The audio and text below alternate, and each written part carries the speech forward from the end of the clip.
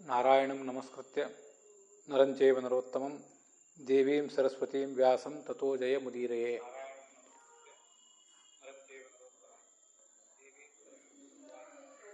ಶ್ರೀ ಗುರುಭ್ಯೋ ನಮಃ. ಅಶ್ವತ್ಥಾಮ ದ್ರೌಣಿ ಸುಪ್ತಾನ್ ದ್ರೌಪದೇಯಾನ್ ಪಾಂಡುಪುತ್ರಾನ್ ಅನ್ಯಾಂಶ್ಚ ಧೃಷ್ಟದ್ಯುಮ್ನಾದೀನ್ ನಿಶಿ ಸಂಜಹಾರ. ತಸ್ಯೈತತ್ ಘೋರಂ ಕೃತ್ಯಂ ದೃಷ್ಟ್ವಾ ಪಾಂಡವಾಃ ವಿಶೇಷತಃ ವೃಕೋದರಃ ತಮನುಯಯೌ. ಸ ಚ ಅಶ್ವತ್ಥಾಮ ಪಾಂಡವೈಃ ಅನುಯಾತಃ ನಿತರಾಂ ಭೀತಃ ಬ್ರಹ್ಮಾಸ್ತ್ರಂ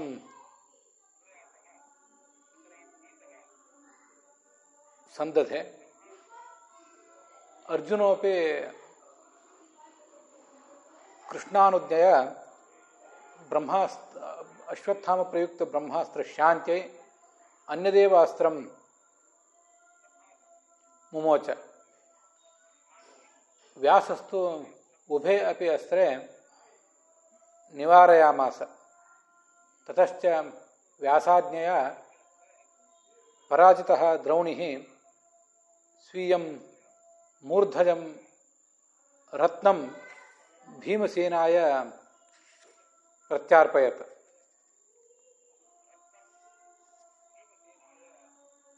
ಸ ಚ ದ್ರೌಣಿಃ ಕೃಷ್ಣೇನ ಶಪ್ತಃ ಅಜ್ಞಾತಂ ಸ್ಥಳಮೇವ ಪ್ರಾತಿಷ್ಠತ. ಭಾಗವತೆ ತು ಅರ್ಜುನ ಏವ ತಂ ಬಬಂಧ. ಕೃಪಾಪೂರ್ಣ ದ್ರೌಪದಿ ತು ತಂ ಗುರುಪುತ್ರಂ ಅಶ್ವತ್ಥಾಮಾನಂ ಹಂತು ಮುದ್ಯತಾನ್ ಪಾಂಡವಾನ್ ನಿವಾರಯಾಮಾಸ. ತಂ ಚ ಸಜೀವಂ ಮೋಚಯಾಮಾಸ. ತಸ್ಯ ಅಶ್ವತ್ಥಾಮ್ನಃ ಜುಗುಪ್ಸಿತ ಕರ್ಮಕೃತಃ ಬಂಧನಂ ದ್ರವಿಣಾದಾನಂ ದೇಶಾನ್ ನಿಷ್ಕಾಸನಮೇವ ದಂಡಃ ಇತಿ ಮನ್ವಾನಾಃ ಪಾಂಡವಾಃ.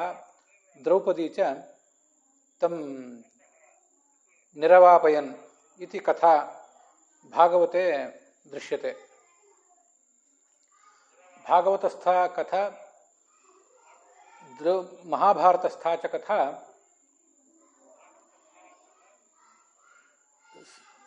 ತಾತ್ಪರ್ಯ ನಿರ್ಣಯೋಕ್ತ ದಿಶಾ ಸಂಗಮ್ಯೇತಾಂ ಇತ್ಯಪಿ ಗತೇಷು ದಿವಸೇಷು ಪ್ರಾಶ್ರಾವಿ.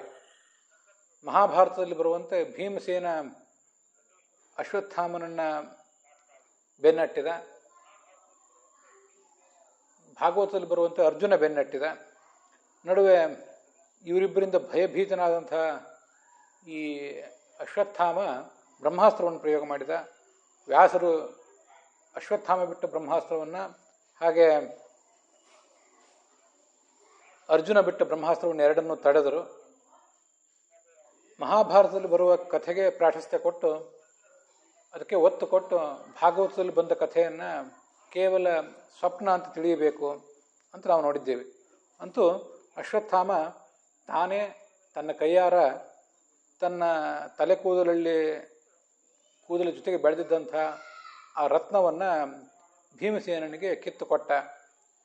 ಮುಂದೆ ಪಾಂಡವರ ಸಂತತಿ ಬದುಕಿರುವವರೆಗೆ ಸುಮಾರು 1000 ವರ್ಷ ದುರ್ಗಂಧ ಸೂಸುತ್ತಾ ಮೈಯೆಲ್ಲ ಹುಣ್ಣು ಇತ್ಯಾದಿಗಳನ್ನು ಅನುಭವಿಸ್ತಾ ಅಜ್ಞಾತ ಸ್ಥಳದಲ್ಲಿ ಸಂಚಾರ ಮಾಡ್ತಿರ್ತಾನೆ ಅನ್ನೋ ಕಥೆಯನ್ನೆಲ್ಲ ನಾವು ನೋಡಿದ್ದೇವೆ. ಅಲ್ಲಿಗೆ 7ನೇ ಸ್ಕಂಧ ಸಮಾಪ್ತವಾಗಿದೆ. ಮುಂದೆ ನಾವು ನೋಡಬೇಕಾದದ್ದು ಈ ಪುತ್ರಶೋಕಾತುರಾಹ ಸರ್ವೇ ಪಾಂಡವಾ ಸಹ ಕೃಷ್ಣಯ ಸ್ವಾನಾಂ ಮೃತಾನಾಂ ಯತ್ಕೃತ್ಯಂ ಚಕ್ರು ನಿರ್ಹರಣಾಧಿಕಂ. ಈ ಭಾಗವತದಲ್ಲಿ 8ನೇ ಸ್ಕಂದದಲ್ಲಿ 1ನೇ ಸ್ಕಂದದ 8ನೇ ಅಧ್ಯಾಯದ 1ನೇ ಶ್ಲೋಕ ಇದು. ಆದರೆ ಕೆಲವು ಪಾಠಗಳ ಪ್ರಕಾರ ಇದು ಹಿಂದಿನ ಅಧ್ಯಾಯದ 7ನೇ ಅಧ್ಯಾಯ ಏನು ಬಂದಿದೆ ಅದರ ಅಧ್ಯಾಯದ 58ನೇ ಶ್ಲೋಕ ಇದಾಗ್ತದೆ. ಹೀಗೆ ಕೆಲವು ಕಡೆ ಪಾಠದ ವ್ಯತ್ಯಾಸ ಇದೆ. ಅದೇನಿದ್ರೂ ಅಂತೂ ಬಂಧು ಬಾಂಧವರನ್ನು ಮಕ್ಕಳನ್ನೆಲ್ಲ ಕಳ್ಕೊಂಡಂತಹ, ಈಗ ತಾನೇ ಮಕ್ಕಳನ್ನು ಕಳ್ಕೊಂಡಂತಹ ಪಾಂಡವರು ದ್ರೌಪದಿಯ ಜೊತೆಗೆ ತಮ್ಮ ಮರಣಿಸಿದಂಥ ಏನು ಬಂಧುಗಳಿದ್ದಾರೆ ಅವರೆಲ್ಲರನ್ನೂ ಕೂಡ ಒಂದು ಕಡೆ ಸೇರಿಸಿ, ಅವರ ಶರೀರಗಳನ್ನೆಲ್ಲ ಮೃತ ಕಲೆಯವರುಗಳನ್ನು ಒಂದು ಕಡೆ ಸೇರಿಸಿ ಅವರಿಗೆಲ್ಲರಿಗೂ ಕೂಡ ಅಂತ್ಯಕ್ರಿಯೆ ಮಾಡಿದರು. ನಿರ್ಹರಣ ಅಂದರೆ ಶವದಾಹ, ಇದನ್ನೆಲ್ಲವನ್ನು ಕೂಡ ಮಾಡಿ ಒಂದು ಕಡೆ ಅವರ ಶರೀರಗಳನ್ನೆಲ್ಲ ಸೇರಿಸುವುದು ನಿರ್ಹರಣ. ಮುಂದೆ ಅದಾದ ಬಳಿಕ ಅದರ ದಹನ ಇತ್ಯಾದಿಗಳು ಇದೆಲ್ಲವನ್ನು ಕೂಡ ಅವರು ಮಾಡಿ ಮುಗಿಸಿದರು.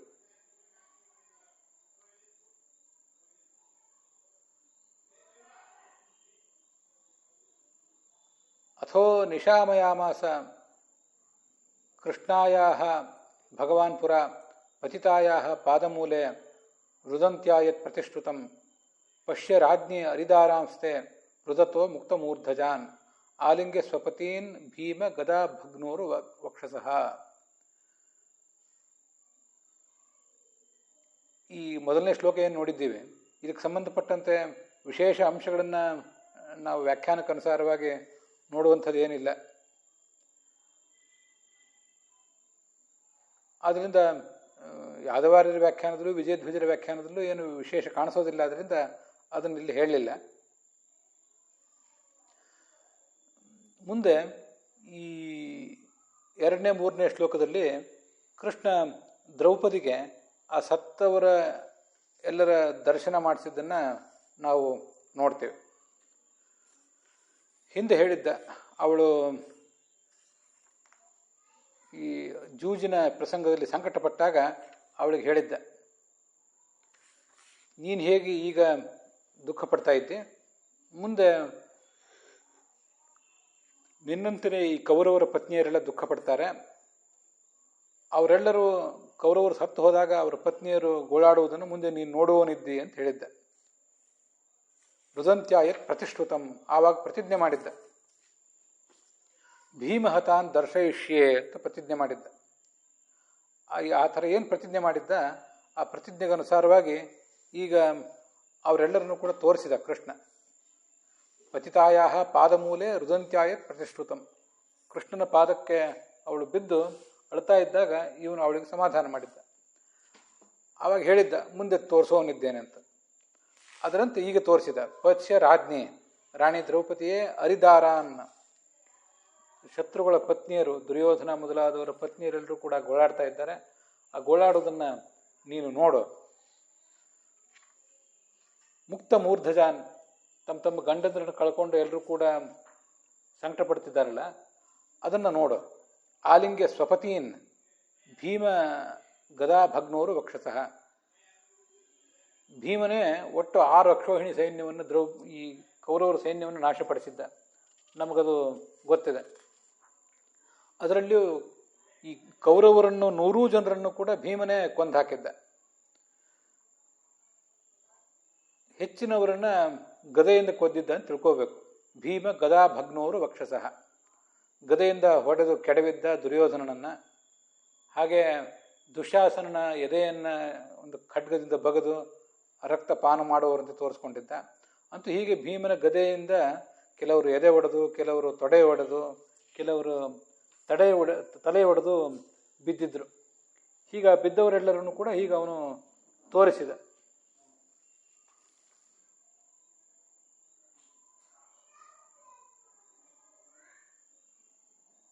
ಆ ಸತ್ತು ಹೋದಂಥ ಆ ಗಂಡಂದ್ರೇನಿದ್ರು ಅವರೆಲ್ಲರನ್ನು ಕೂಡ ಈ ಅವರವರ ಪತ್ನಿಯರು ಆಲಿಂಗನ ಮಾಡಿಕೊಂಡು ಅಲ್ಲಿ ಗೋಳಾಡ್ತಾ ಇದ್ರು. ಅಂಥದ್ದೆಲ್ಲವನ್ನು ಕೂಡ ಇವನು ತೋರಿಸಿದ, ಅವಳಿಗೆ ಆ ಸಮಾಧಾನ ಹೇಳಿದ. ದ್ರೌಪದಿಗೆ ಈ ಕೌರವರ ಪತ್ನಿಯರು ಹೀಗೆ ಗೋಳಾಡ್ತಾ ಇರುವುದು ಬಹಳ ಸುಖ ಕೊಟ್ಟಿತ್ತೋ, ಅದನ್ನು ನೋಡ್ಲಿಕ್ಕೆ ಸುಖ ಕೊಟ್ಟಿತ್ತೋ ಇಲ್ವೋ ಅದನ್ನು ನಾವಿಲ್ಲಿ ಹೇಳೋದು ಕಷ್ಟ. ಆದರೂ ಅವಳು ಕೂಡ ಕರುಣಾಶಾಲಿನಿಯೇ, ಇನ್ನೊಬ್ಬರ ಕಷ್ಟವನ್ನು ತನ್ನ ಕಷ್ಟ ಅಂತ ತಿಳಿದು ಭಾವಿಸುವವಳೆ. ಮತ್ತು ಈ ದುರ್ಯೋಧನ, ದುಶ್ಯಾಸನ, ಕರ್ಣ ಮೊದಲಾದವರು ಏನೊಂದು ಪಾಪ ಮಾಡಿದ್ರು ಆ ಪಾಪದ ಪರಿಹಾರ ಆಗಬೇಕಾಗಿತ್ತು. ಅದನ್ನಷ್ಟು ಮಾಡಿ ತೋರಿಸಿದ ಅಂತ ಅದರ ತಾತ್ಪರ್ಯ ನಾವು ತಿಳ್ಕೊಳ್ಬಹುದು.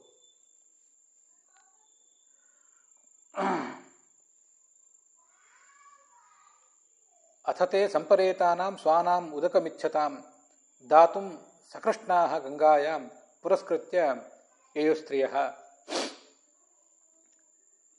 ಕೃಷ್ಣ ಹೀಗೆ ಅವರೆಲ್ಲರನ್ನು ಕೂಡ ದ್ರೌಪದಿಗೆ ತೋರಿಸಿದ.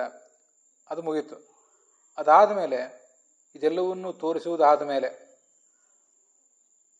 ಕೃಷ್ಣ, ಪಾಂಡವರು ಇವರೆಲ್ಲರೂ ಕೂಡ ಸಂಪರೇತರಾದವರು, ಸತ್ತು ಹೋದಂಥವ್ರು ಏನಿದ್ರು ಅವರು ಉದಕಾರ್ಥಿಗಳಾಗಿರ್ತಾರಂತೆ. 10ನೇ ದಿವಸ ಧರ್ಮೋದಕ ಅಂತ ನಾವು ಬಿಡ್ತೇವೆ, ಅದೇ ಧರ್ಮೋದಕ ಬಿಡುವ ಕಾರ್ಯಕ್ರಮವೇ ಇದು ಅಂತ ಎಲ್ಲರೂ ಕೂಡ ವ್ಯಾಖ್ಯಾನ ಮಾಡ್ತಾರೆ. ನಮ್ಮ ಬಂಧುಗಳು ನಾವು ಯಾರನ್ನು ಅಗಲಿ ಸತ್ತು ಹೋಗಿದ್ದೀವೋ ಆ ಬಂಧುಗಳು ಏನು ಈ ಜಗತ್ತಿನಲ್ಲಿದ್ದಾರೆ, ಅವರು ನಮಗೆ ನೀರು ಕೊಡಬೇಕು ಅಂತ ಅವರು ಅಪೇಕ್ಷೆ ಪಡ್ತಾರಂತೆ ಅಂತ ಈ ಶ್ಲೋಕವನ್ನು ಕೂಡ ನೋಡಿದರೆ ಗೊತ್ತಾಗ್ತದೆ. ಅಂಥವರಿಗೆ ನೀರು ಕೊಡಲಿಕ್ಕಾಗಿ, ಧರ್ಮೋದಕ ಕೊಡಲಿಕ್ಕಾಗಿ ಎಲ್ಲರೂ ಕೂಡ ಗಂಗಾ ನದಿಗೆ ಹೋದರು.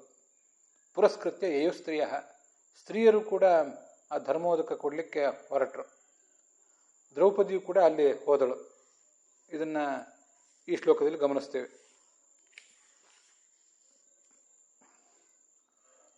ಇದೇ ಪ್ರಸಂಗವನ್ನು ಗೋವಿಂದಾಚಾರ್ಯ ವ್ಯಾಖ್ಯಾನ ಮಾಡಿದ್ದಾರೆ. ಧರ್ಮೋದಕ ಕೊಡುವ ಸಂಪ್ರದಾಯ ಕೆಲವು ಪ್ರದೇಶಗಳಲ್ಲಿ ಸ್ತ್ರೀಯರ ಪಾಲಿಗೆ ಇಲ್ಲ, ಗಂಡಸರು ಮಾತ್ರ ಆ ಧರ್ಮೋದಕ ಕೊಡಲಿಕ್ಕೆ ಹೋಗ್ತಾರೆ ಕೆಲವು ಪ್ರದೇಶಗಳಲ್ಲಿ. ಆದರೆ ಅದು ಉಚಿತ ಅಲ್ಲ. ಎಲ್ಲರೂ ಕೂಡ ಧರ್ಮೋದಕ ಕೊಡಬೇಕು ಅಂತನ್ನೋದು ಇದನ್ನು ಈ ಪ್ರಸಂಗ ನೋಡಿದರೆ ಗೊತ್ತಾಗ್ತದೆ ಅಂತ ಅವರು ವ್ಯಾಖ್ಯಾನ ಮಾಡಿದ್ದಾರೆ. ಅದನ್ನು ಕೂಡ ನಾವಿಲ್ಲಿ ಗಮನಿಸಬಹುದು. ತೇನಿನೀಯ ಉದಕಂ ಸರ್ವೇ ವಿಲಪ್ಯ ಚ ಭೃಶಂ ಪುನಃ ಆಪ್ಲುತಾಹ ಹರಿಪಾದಾಬ್ಜ ರಜಃಪೂತ ಸರಿಜ್ಜಲೆ. ಹೀಗೆ ಆ ಸತ್ತವರೆಲ್ಲರಿಗೂ ಕೂಡ ಧರ್ಮೋದಕ ಕೊಟ್ಟರು. ಅವರ ದಹನ ಅಂತೂ ಈ ಹಿಂದೆ ಆಗಿತ್ತು.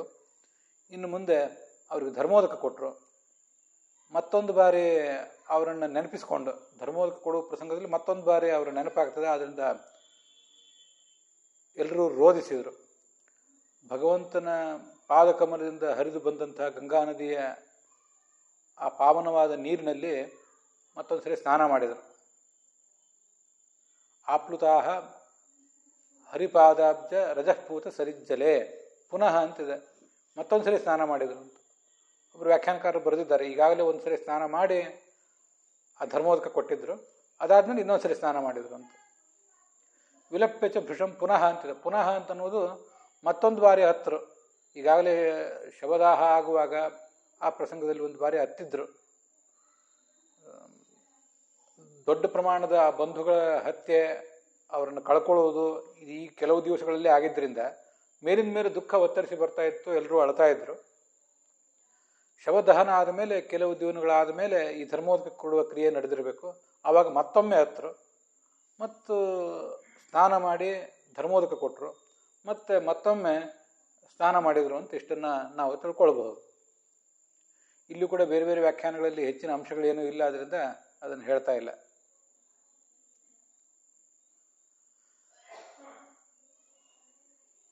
ಪುನರ್ಗ್ರಹಣಾತ್ ಆದಾವಪಿ ಸ್ನಾತಾಹ ಇತಿ ಗಮ್ಯತೆ ಅಂತ ಯಾದವಾರ್ಯರು ಹೇಳಿದ್ದಾರೆ. ನಮಗೆಲ್ಲ ಗೊತ್ತಿದ್ದೇ ಇದೆ, ಸಂಪ್ರದಾಯ ನಾವೆಲ್ಲ ನೋಡಿದ್ದೇ ಇದ್ದೀವಿ. ಮೊದಲು ಸ್ನಾನ ಮಾಡಿದ್ರು, ಧರ್ಮೋದಕ ಕೊಟ್ಟಿದ್ರು, ಆಮೇಲೆ ಮತ್ತೊಂದು ಸರಿ ಸ್ನಾನ ಮಾಡಿದರು. ತತ್ರಾಸೀನಂ ಕುರುಪತಿಂ ಧೃತರಾಷ್ಟ್ರಂ ಸಹಾನುಜಂ ಗಾಂಧಾರಿ ಪುತ್ರಶೋಕಾರ್ಥಾಂ ಪೃಥಾಂ ಗಾಂಧಾರೀಂ ಪುತ್ರಶೋಕಾರ್ಥಾಂ ಪೃಥಾಂ ಕೃಷ್ಣಾಂ ಚ ಮಾಧವಃ ಸಾಂತ್ವಯಾಮಾಸ ಮುನಿಭಿಃ ಹತಪುತ್ರಾನ್ ಶುಚಾರ್ಪಿತಾನ್ ಭೂತೇಷು ಕಾಲಸ್ಯ ಗತಿಂ ದರ್ಶಯನ್ ಅಪ್ರತಿಕ್ರಿಯಾಂ.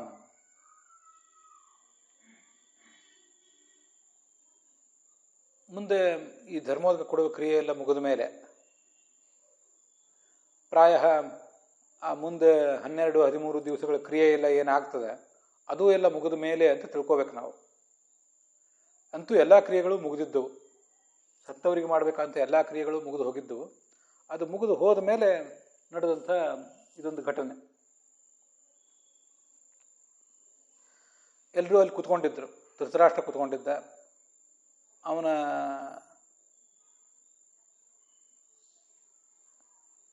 ಸಹೋದರರು, ಇವನ ಮಕ್ಕಳು, ಉಳಿದವರೆಲ್ಲರೂ ಕೂಡ ಅಲ್ಲಿ ಕೂತ್ಕೊಂಡಿದ್ರು. ಅರ್ಜುನ್ ತಮ್ಮನಾದಂಥ ವಿದುರ ಅಂತ ಅರ್ಥ ಅಲ್ಲ, ಸಂಜಯ ಅಂತ ಅರ್ಥ ಮಾಡಿದ್ದಾರೆ. ಸಹಾನುಜಂ ಅನುಜೇನ ಸಂಜಯನ ಸಹಿತಂ ವರ್ತಮಾನಂ ಅಂತ ಅದಕ್ಕೆ ವಿಜಯಧ್ವಜರು ವ್ಯಾಖ್ಯಾನ ಮಾಡಿದ್ದಾರೆ. ಮತ್ತು ತತ್ರ ಆಸೀನಂ ಕುರುಪತಿಂ ಧಾರ್ತರಾಷ್ಟ್ರಂ ಸಹಾನುಜಂ ಅಂತ ಹೀಗೇನು ಮಾತಿದೆ, ಅದಕ್ಕೆ ಒಬ್ಬೊಬ್ಬರು ಒಂದೊಂದು ಥರ ವ್ಯಾಖ್ಯಾನ ಮಾಡಿದ್ದಾರೆ. ಕುರುಪತಿ ಅಂದರೆ ಕುರುಗಳ ಮುಖ್ಯಸ್ಥನಾದಂಥ ಯುಧಿಷ್ಠಿರ ಅಂತ ಅರ್ಥ ಮಾಡಿದ್ದಾರೆ ಯಾದವಾರ್ಯರು. ಸಹಾನುಜಂ ಭೀಮಾದಿಭಿ ಸಹಿತಂ, ಭೀಮ ಮೊದಲಾದವ್ರ ಜೊತೆ ಕೂತ್ಕೊಂಡಿದ್ದ ಅಂತ ಇನ್ನು ಕೆಲವರು ವ್ಯಾಖ್ಯಾನ ಮಾಡಿದ್ದಾರೆ. ಅಂತೂ ಧರ್ಮರಾಜ, ಅವನ ತಮ್ಮಂದಿರು, ಧೃತರಾಷ್ಟ್ರ, ಗಾಂಧಾರಿ, ಕುಂತಿ, ದ್ರೌಪದಿ ಹೀಗೆಲ್ಲರೂ ಕೂಡ ಅಲ್ಲಿ ಕೂತ್ಕೊಂಡಿದ್ರು. ಎಲ್ಲರೂ ಮಕ್ಕಳನ್ನು ಕಳ್ಕೊಂಡಿದ್ರು. ಅಲ್ಲಿ ಪುತ್ರ ಶೋಕಾರ್ಥ, ಅವಳು ಗಾಂಧಾರಿ ಪುತ್ರ ಶೋಕಾರ್ಥಳಾಗಿದ್ದು. ಪುತ್ರ ಶೋಕವೇ ಹೆಚ್ಚಿನದು. ಪುತ್ರ ಶೋಕೋ ನಿರಂತರ ಅಂತ ಹೀಗೆ ಕೇಳಿ ಬರ್ತಿರ್ತದೆ. ಅನೇಕ ಜನ ಬೇರೆ ಬೇರೆ ಬಂಧುಗಳಿಂದ ಕಳ್ಕೊಂಡಿದ್ರು, ಆದರೆ ಇಲ್ಲಿ ಮಕ್ಕಳನ್ನು ಕಳ್ಕೊಂಡದ್ದು ಹೆಚ್ಚಿನ ದುಃಖ. ಈಗ ತಾನೇ 5 ಜನ ದ್ರೌಪದಿ ಮಕ್ಕಳು ಕೂಡ ಮರಣಿಸಿರುವುದರಿಂದ ಅದೊಂದು ದೊಡ್ಡ ದುಃಖ ಅಂತ ನಾವು ಅದನ್ನು ಭಾವಿಸ್ಬೇಕಷ್ಟೆ. ಹತಬಂಧೂನ್, ಹತಪುತ್ರ ಅನ್ನೋದು ಕೆಲವು ಕಡೆ ಇದೆ, ಹತಬಂಧೂನ್ ಅಂತ ಕೆಲವು ಕಡೆ ಇದೆ. ಬಂಧುಗಳಂತಿದ್ರೆ ಇನ್ನು ಹೆಚ್ಚು ಸೂಕ್ತ. ಅದು ಅವ್ರು ಕಳ್ಕೊಂಡದ್ದು ಕೇವಲ ಮಕ್ಕಳನ್ನೆಲ್ಲ, ಬಂಧುಗಳನ್ನು ಕೂಡ ಕಳ್ಕೊಂಡಿದ್ರು. ಆ ದುಃಖಕ್ಕೆ ಅವರು ಒಡ್ಡಿಕೊಂಡು ಬಿಟ್ಟಿದ್ರು. ದುಃಖ ಅವ್ರನ್ನ ಆಕ್ರಮಿಸಿತ್ತು ಅಂತ ಅದರ ತಾತ್ಪರ್ಯ ಆಗ್ತದೆ. ಅಂಥವ್ರನ್ನ ಇವರೆಲ್ಲ ಸಮಾಧಾನ ಮಾಡಿದರು.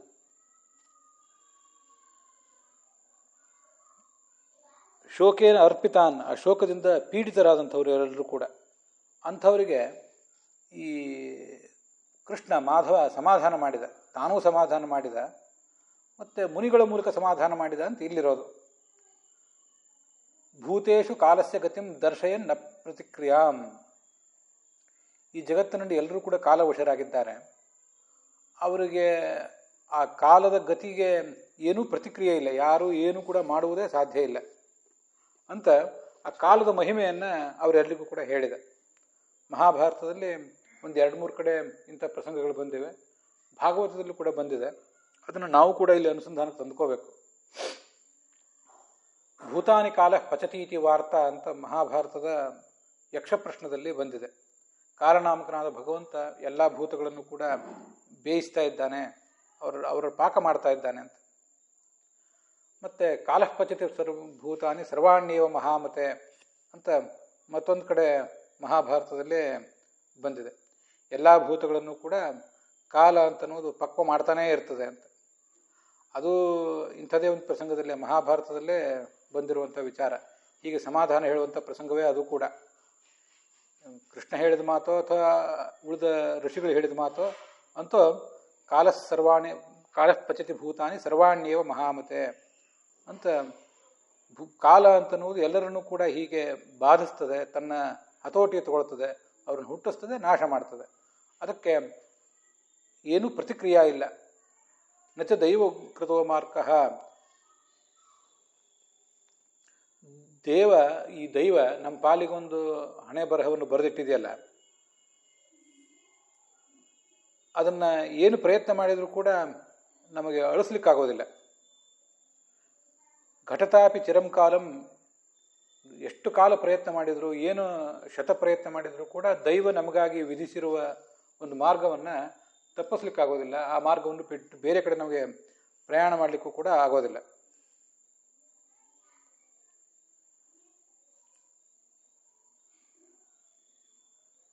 ಹೀಗೆ ಮಹಾಭಾರತದಲ್ಲೂ ಬಂದಿದೆ, ಮತ್ತು ಭಾಗವತದಲ್ಲೂ ಕೂಡ ಇಲ್ಲಿ ಈಗಂತೂ ಬಂದೇ ಇದೆ. ಭೂತೇಶು ಕಾಲಸ್ಯ ಗತಿಂ ದರ್ಶಯನ್ ನ ಪ್ರತಿಕ್ರಿಯಾಂ ಅಂತ ಅದನ್ನು ನಿದರ್ಶನ ಸಮೇತವಾಗಿ ತೋರಿಸಿದ ಅಂತ.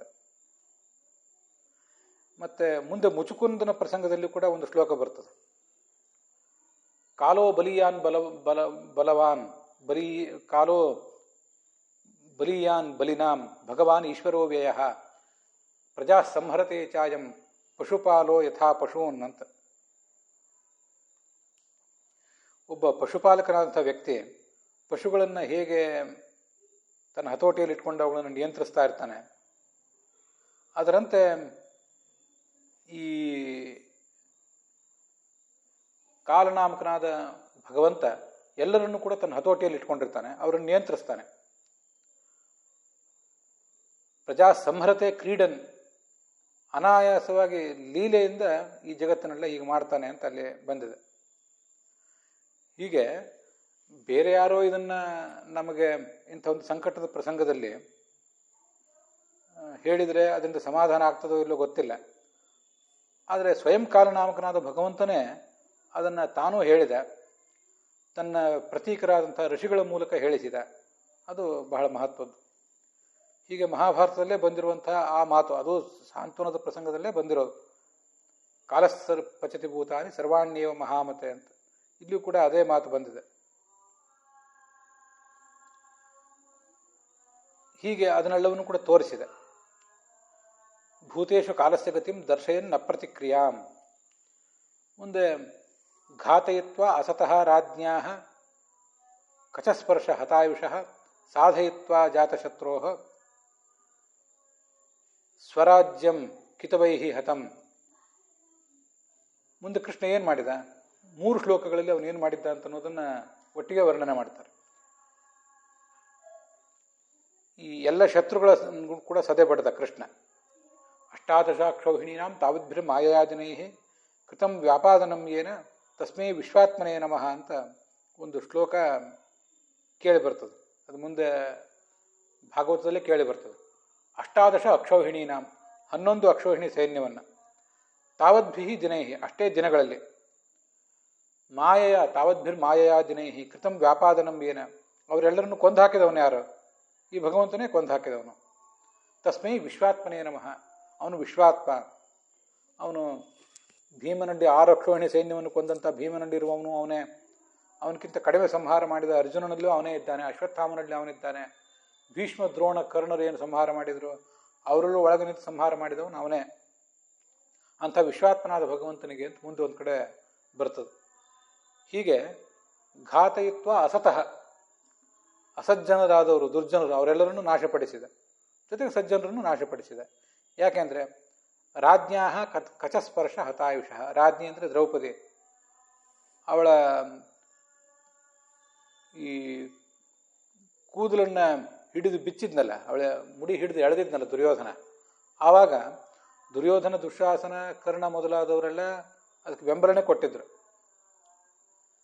ಇನ್ನು ಭೀಷ್ಮ, ದ್ರೋಣ, ಕರ್ಣ ಮೊದಲಾದವರು, ಕೃಪ ಮೊದಲಾದವರು ಅದಕ್ಕೆ ಮೌನವಾಗಿದ್ದು ಬಿಟ್ಟಿದ್ರು. ಹೀಗೆ ಒಬ್ಬೊಬ್ಬರು ಒಂದೊಂದು ಥರದ ದೌರ್ಜನ್ಯವನ್ನು ಅಲ್ಲಿ ಮೆರೆದಿದ್ರು. ಅಸತಃ ಅಂದರೆ ದುರ್ಜನರನ್ನು ಕೊಂದು ಹಾಕಿದ ಅಂತ ಬಂದಿರೋದಲ್ಲ. ಅವ್ರು ಯಾಕೆ ದುರ್ಜನರು ಅಂದರೆ ಒಬ್ಬೊಬ್ಬರು ಒಂದೊಂದು ಥರ ದುರ್ಜನರು. ಕೆಲವರು ಅದಕ್ಕೆ ಬೆಂಬಲನೆ ಕೊಟ್ಟಿದ್ರು, ಕೆಲವರು ಅದನ್ನು ನೋಡ್ತಾ ಮೌನವಾಗಿದ್ದರು.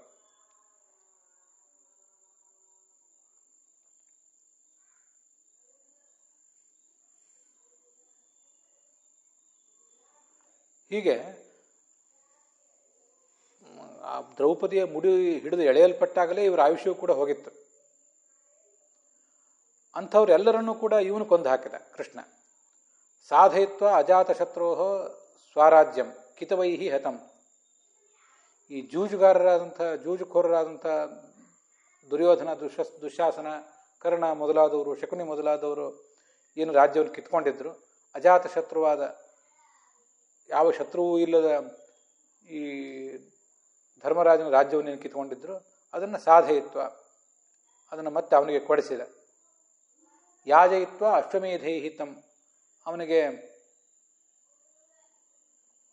ಅಶ್ವಮೇಧಯಾಗ ಮಾಡಿಸಿದ.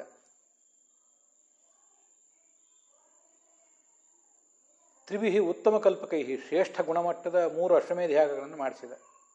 ತದ್ಯಶ ಪಾವನಂ ದಿಕ್ಷು ಶತಮನ್ಯೋಹೋ ಇವ ಆತನೋತ್. ಇಂದ್ರನ ಕೀರ್ತಿ ಎಲ್ಲ ಕಡೆ ಹೇಗೆ ಹರಡಿದೆ ಅದರಂತೆ ಈ ಭಗವಂತನ ಈ ಧರ್ಮರಾಜನ ಕೀರ್ತಿಯು ಎಲ್ಲ ಕಡೆ ಹರಡುವಂತೆ ಮಾಡಿದ. ಆಮಂತ್ರೆ ಪಾಂಡುಪುತ್ರಾಂಶ ಶೈನೇಯ ಉದ್ಧವ ಸಂಯುತ. ಮುಂದೆ ಸಾತ್ಯಕಿ ಉದ್ಧವ ಇವರನ್ನು ಕರೆದುಕೊಂಡು ಪಾಂಡವರಿಗೆ ಹೋಗಿ ಬರ್ತೀನಿ ಅಂತ ಹೇಳಿ ದ್ವೈಪಾಯನ ವೇದವ್ಯಾಸ ಮೊದಲಾದ ದೇವತೆಗಳೇನಿದ್ರು, ಶ್ರೇಷ್ಠರಾದ ಋಷಿಗಳೇನಿದ್ರು ಅವರೆಲ್ಲರನ್ನು ಕೂಡ ನಮಸ್ಕರಿಸಿದ. ಅವರು ಇವನನ್ನು ಅಭಿನಂದಿಸಿದರು. ಮತ್ತೆ ಅಲ್ಲಿಂದ ಹೊರಟ ಅಂತ ಇಷ್ಟ 10 ಶ್ಲೋಕಗಳು. ಅಲ್ಲಿ ಯಾಜಯಿತ್ವ ಅಶ್ವಮೇಧೈಹಿ ಅಂತ ಏನಿದೆ, ಅದು ಅಶ್ವಮೇಧ ಯಾಗ ಮಾಡಿಸಿದ್ದಾದ್ಮೇಲೆ ಕೃಷ್ಣ ಹೊರಟದ್ದಲ್ಲ. ಈಗ ಮೊದಲೇ ಹೊರಟಿದ್ದಾನೆ. ಈ ಪಾಂಡವರನ್ನ ಪಟ್ಟಾಭಿಷಿಕ್ತರನ್ನಾಗಿ ಮಾಡಿದ ಮೇಲೆ ಕೃಷ್ಣ ಒಂದ್ಸರಿ ಹೋಗ್ತಾನೆ ದ್ವಾರಕೆಗೆ. ಆವಾಗಿನ ಕಥೆ ಇದು. ಹಾಗಾದ್ರೆ ಅಶ್ವಮೇಧ ಯಾಗದ ಮೂಲಕ ಆ ಪಾಂಡವರ ಮಹಿಮೆಯನ್ನ, ಅವರ ಕೀರ್ತಿಯನ್ನು ಎಲ್ಲ ಕಡೆ ಪಸರಿಸಿದ ಅವನು ಅಂತ ಏನು ಬರ್ತದಲ್ಲ, ಅದು ಮುಂದೆ ಆಗುವ ಕಥೆಯನ್ನು ಸಂಕ್ಷಿಪ್ತ ಮಾಡಿದ್ದು ಅಂತ ಶ್ರೀಧರಿಯ ವ್ಯಾಖ್ಯಾನದಲ್ಲಿ ಮತ್ತು ಯಾದವಾರ್ಯರ ವ್ಯಾಖ್ಯಾನದಲ್ಲಿ ಕಂಡು ಬರ್ತದೆ. ಯಾಜಯಿತ್ವ ಇತ್ಯಾದಿ ಭಾವಿ ಕಥಾ ಸಂಕ್ಷೇಪ, ಮುಂದೆ ಬರುವಂಥ ಕಥೆಯ ಸಂಕ್ಷೇಪ. ಉತ್ತಮ ಕಲ್ಪಕೈ, ಉತ್ತಮ ಕಲ್ಪದ 3 ಅಶ್ವಮೇಧ ಯಾಗಗಳನ್ನು ಮಾಡಿದ ಅಂತ ಬಂದಿದೆಯಲ್ಲ, ಅದು ಉತ್ತಮ ಕಲ್ಪ ಅಂತ ಅನ್ನೋದಕ್ಕೆ ಪುರಾಣಿಕಾಚಾರ್ಯರು ಅದರದೆಲ್ಲ ಅನುವಾದ ಮಾಡಿದ್ದಾರೆ. ಬಹಳ ಶ್ರೇಷ್ಠವಾದಂಥ ಯಜ್ಞಗಳು ಅಂತ.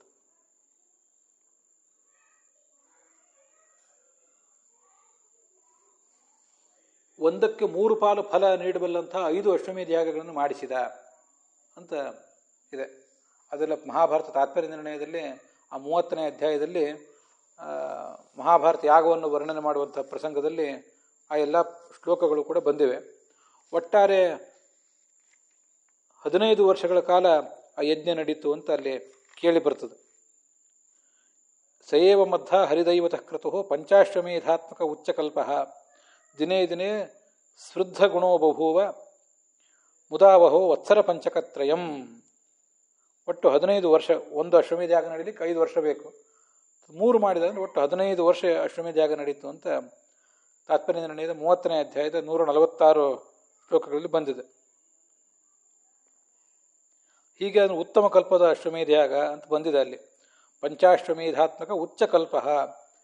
ನಮಗೆ ಉತ್ತಮ ರೀತಿಯಿಂದ ಮಾಡಲಿಕ್ಕಾಗದೆ ಹೋದಾಗ ಏನಾದರೂ ಮಾಡಿ ಮುಗಿಸ್ಬೇಕು ಅಂತ ಅದನ್ನು ಕಡಿಮೆ ಗುಣಮಟ್ಟದಲ್ಲಿ ಕೆಲವು ಕೆಲಸಗಳನ್ನು ಮಾಡ್ತಿರ್ತೇವೆ. ದ್ರವ್ಯ ಯಜ್ಞ, ಜ್ಞಾನ ಯಜ್ಞ ಇವೆರಡನ್ನೂ ಕೂಡ. ಇದು ಆ ಥರ ಮಾಡಿದ್ದಲ್ಲ. ಅವನು ಮಾಡುವುದೆಲ್ಲೂ ಕೂಡ ಉತ್ತಮ ಕಲ್ಪದ್ದೇ ಆಗಿತ್ತು. ಶಾಸ್ತ್ರದಲ್ಲಿ ಏನು ಹೇಳಿದ್ದಾರೆ ಅದ್ರ ಜೊತೆ ಯಾವುದೇ ರೀತಿಯಾದ ರಾಜಿ ಮಾಡಿಕೊಳ್ಳದೆ ಅದನ್ನು ಪೂರ್ಣವಾದ ರೀತಿಯಲ್ಲಿ ಏನೇನು ಮಾಡಬೇಕಾಗಿತ್ತು ಹಾಗೆ ಮಾಡಿದ ಅಂತ ಅದರ ತಾತ್ಪರ್ಯ. ಅಂತೂ ಏನು ಮಾಡಿದ್ದು ಅದು ಮುಂದೆ ಮಾಡಿದ್ದು. ಅಶ್ವಮೇಧ ಯಾಗ ಮಾಡಿದ್ದು ಮತ್ತು ಅವನ ಕೀರ್ತಿಯನ್ನು ಹರಡಿಸಿದ್ದು ಇದೆಲ್ಲದು ಮುಂದೆ ಆಗುವ ಕೆಲಸ. ಅದನ್ನು ಈಗಲೇ ವರ್ಣನೆ ಮಾಡಿದ್ದಾರೆ ಅಷ್ಟೆ. ಅದ್ರ ಬಗ್ಗೆ ನಾಳೆ ಮತ್ತಷ್ಟು ವಿವರಗಳನ್ನು ಹೇಳುವನಿದ್ದೇನೆ. ಹೀಗೆ ಪಾಂಡವರೆಲ್ಲರನ್ನು ಕೂಡ ಕರ್ಕೊಂಡು ಆತ ಅಲ್ಲಿಂದ ಹೊರಟ ಅಂತ ಕೇಳಿ ಬರ್ತದೆ. ಸಾಧಯಿತ್ವ ಅಜಾತಶತ್ರೋಹೋ ಸ್ವರಾಜ್ಯಂ ಅಂತ ಏನಿದೆ, ಸ್ವರಾಜ್ಯಂ ಅಂತ, ಅಲ್ಲಿ ಅಜಾತಶತ್ರು ಅಂದರೆ ವಿಜಯಧ್ವಜರು ಅಂತ ಅರ್ಥ ಬರೀತಾರೆ. ಅಜಾತ ಅಂದರೆ ಯಾರು? ದುರ್ಯೋಧನ. ಅವನೇ ಶತ್ರುವಾಗಿದ್ದವನು. ದುರ್ಯೋಧನ ಯಾರಿಗೆ ಶತ್ರುವೋ ಅಂತ ಧರ್ಮರಾಜ ಅಂತ. ಅಜಾತಃ ಸುಯೋಧನ ಶತ್ರು ಯಸ್ಯ ಸಹ ತಥೋಕ್ತಃ. ಯಾಕೆ ಹಾಗೆ ಹೇಳ್ತಾರೆ? ಅಜಾತ ಶಬ್ದದಿಂದ ದುರ್ಯೋಧನನ ಯಾಕೆ ತಗೊಳ್ಬೇಕು ಅಂದರೆ ಮಹಾಭಾರತದಲ್ಲಿ ಪ್ರಾಯ ಬಂದಿರುವಂಥ ಒಂದು ಶ್ಲೋಕವನ್ನು ಹೇಳ್ತಾರೆ ವಿಜಯಧ್ವಜರು. ಸುಯೋಧನಾದಯ ಸರ್ವೇ ತ್ವಜಾತಾಹ ಜಜ್ಞರೆ ಘಟಾತ್ ವ್ಯಾಸೇನ ಅನಂತವೀರ್ಯೇಣ ಮಾರ್ತಂಡಾಧಿಕ ತೇಜಸ ಅಂತ. ದುರ್ಯೋಧನಾದಿಗಳೆಲ್ಲ ಮೊದಲು ಹುಟ್ಟಿದ್ರು, ಅವರಿಗೆ ಜೀವವೇ ಇರಲಿಲ್ಲ. ಅಂಥವರನ್ನು ಆ ಗರ್ಭವನ್ನು 101 ಭಾಗ ಮಾಡಿ ಅದನ್ನು ಗಡಿಗೆಗಳಲ್ಲಿ ಇಡಿಸಿದ. ಹೀಗೆ ಮೊದಲು ಅಜಾತಾಹ, ಅವ್ರು ಹುಟ್ಟಿರಲಿಲ್ಲ, ಸತ್ತೇ ಹೋಗಿಬಿಟ್ಟಿದ್ರು. ಮುಂದೆ ಅವರು ಗಡಿಗೆಯಿಂದ ಹುಟ್ಟಿ ಬಂದರು ಕೆಲವು ಕಾಲ ಆದಮೇಲೆ. ಇದೆಲ್ಲ ವ್ಯಾಸರ ಮಹಿಮೆಯಿಂದ ಅಂತ ಒಂದು ಮಹಾಭಾರತದಲ್ಲಿ ಬರುವಂಥ ವಿಚಾರ ನಮಗೆಲ್ಲ ಗೊತ್ತಿದ್ದೇ ಇದೆ. ಹೀಗೆ ಅಜಾತ ಮೊದಲು ಹುಟ್ಟದೆ ಹಾಗೆ ದೇಹ ಮಾತ್ರ ಹುಟ್ಟಿ ಅದರೊಳಗೆ ಜೀವ ಇರಲಿಲ್ಲ.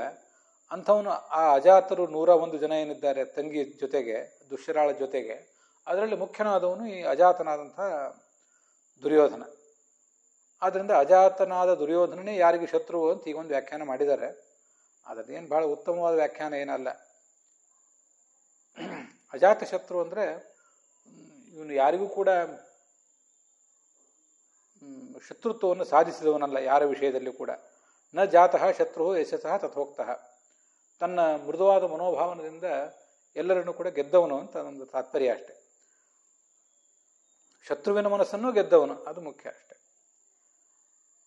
ಹೀಗೆ ಯಾರ ಪಾಲಿಗೆ ಶತ್ರುವೇ ಇಲ್ಲವೋ ಅಂಥವನು ಅಂತ ಅರ್ಥ.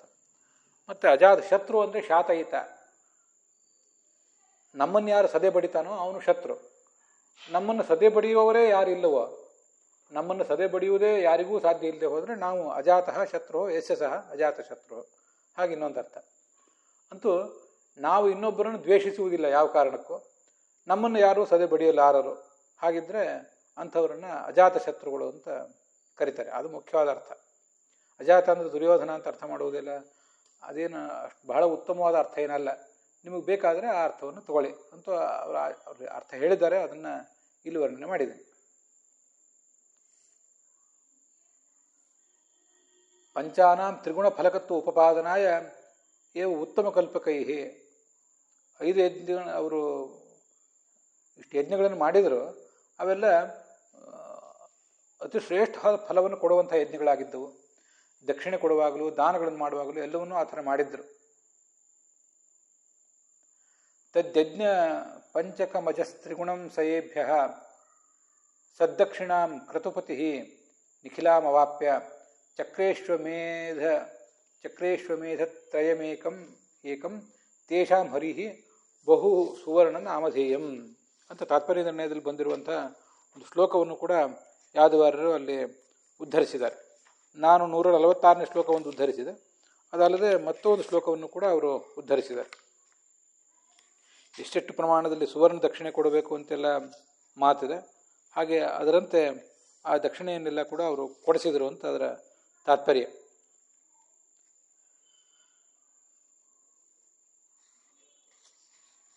ಅದಕ್ಕಾಗಿ ಉತ್ತಮ ಕಲ್ಪ ಅಂತ ಅದನ್ನು ಹೇಳಿದ್ದಾರೆ. ಶತಂ ಮನ್ಯವಃ ಕೃತವಃ ಯಶಸ. ಆ ಇಂದ್ರನ ಕೀರ್ತಿ ಹೇಗಿತ್ತು ಹಾಗೆ ಧರ್ಮರಾಜನ ಕೀರ್ತಿಯು ಕೂಡ ಎಲ್ಲ ಕಡೆ ಹರಡಿತು ಅಂತ ಅದರ ಅಭಿಪ್ರಾಯ.